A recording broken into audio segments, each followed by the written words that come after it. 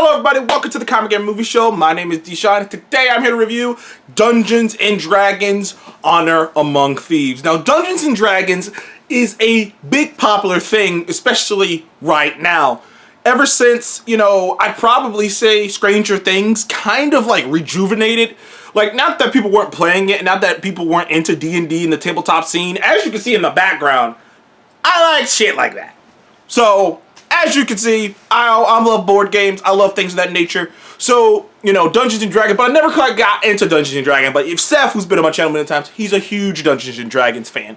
And this is really this franchise really did a lot for fantasy and a lot for just the fantasy genre that we see today, Dungeons & Dragons, and board games in general, like these ones, like the Undercity and other board games, Destinies, other board games that I play, owe a lot to Dungeons & Dragons. And it had a movie that came out back in the 90s, I believe. It was the 90s or the 80s, but it was a terrible movie. Like a lot of the MCU movies today, they didn't have the technology, they didn't have the respect for the lore and for the actual source to make something actually good. But just like the MCU, Dungeons & Dragons itself has become popular enough, and we have people working on this movie who know how to respectfully, do things without going too far. I think a movie like Warcraft is a good example of going too far. Like, Warcraft was a movie that I know people who love World of Warcraft, when they went and go see that movie, they loved it. They loved all the deep lore and stuff in the Warcraft world. But people like me who have never played Warcraft, we were confused and lost because a lot of the stuff they were putting out there was stuff that, like, if you're a Warcraft fan, you're following the story. But if you're not, then you just don't get it. You're just like, I don't understand what any of this is about. And that's the same thing with this. Like, if you're a Warcraft fan, you get it. But the same thing with it. But this movie, Dungeons & Dragons Honor Among Thieves, managed to have enough Easter eggs and lore to other campaigns and other things in the Dungeons & Dragons world that people who are fans of Dungeons & Dragons will see things, will get a kick out of watching this movie, will see things, will feel honored because they don't do it in any disrespectful way.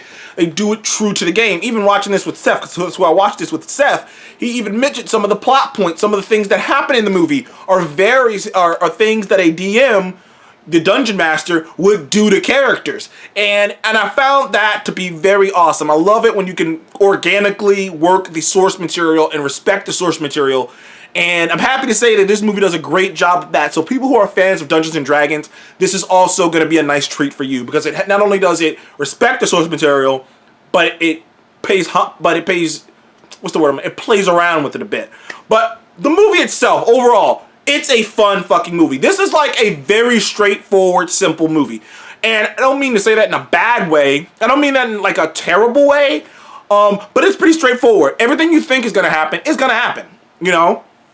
It's classic old school adventure. It is classic 90s adventure. Like, if this movie had came out in the 90s or like in the late 80s with like Princess Bride or something, or Zorro, like, it's classic 90s early 2000 adventure movie. You got the charming lead character played by Chris Pratt, who's a thief, but he's so charming and witty, and he's on it. He's Chris Pine. Chris Pine. Sorry, I get my Chris's confused sometimes. Chris Pine. You got the charming Chris Pine, who's the lead character in this. He plays this thief, and him and his motley crew of misfits, of talented misfits, but misfits nonetheless, are on this adventure to steal back a relic that will hopefully help him bring his long dead wife back from the dead. Also, he's also the person who stole this relic from him was an old acquaintance who not only stole his relic, but also his daughter. So the story really at the core is this group trying to steal back the relic and save his daughter. And that's the heart of the story. But the journey to get there has twists and turns. It's one of those classic stories where it's simple, but it just grows out of proportion. It's like there are bigger things afoot than just him trying to get this object, his daughter, and this object back. But at the end of the day, like I say, it's a very funny movie, very witty. The main protagonist in the cast, Chris Pine and Michelle Rodriguez, and all these characters, they have very good chemistry together. You really believe them as a band. They really do manage to capture a bit of that D&D-esque feeling of a party of different people with different personalities and different skill sets coming together and working well together. And it was believable. When they worked together and they were getting it together, it was organic how they came together. It was organic and believable. There's some, like I say, there are some interesting bits in the movie. There is a funny cameo also in the movie. The way they use magic and whatnot is also, like I said, the only negative I have to say about this movie is that it doesn't reinvent the wheel. There's not a lot of new stuff in it. There's nothing in this movie that's like, oh, I've never seen that before. You know what I mean? There's nothing in this movie like, oh, that's extremely clever. It's very straightforward in that nature. But that being said, just because you see something coming, just because I can guess what's going to happen, it didn't hurt the movie. Because at the end of the day, I still had fun with this cast. And if you can...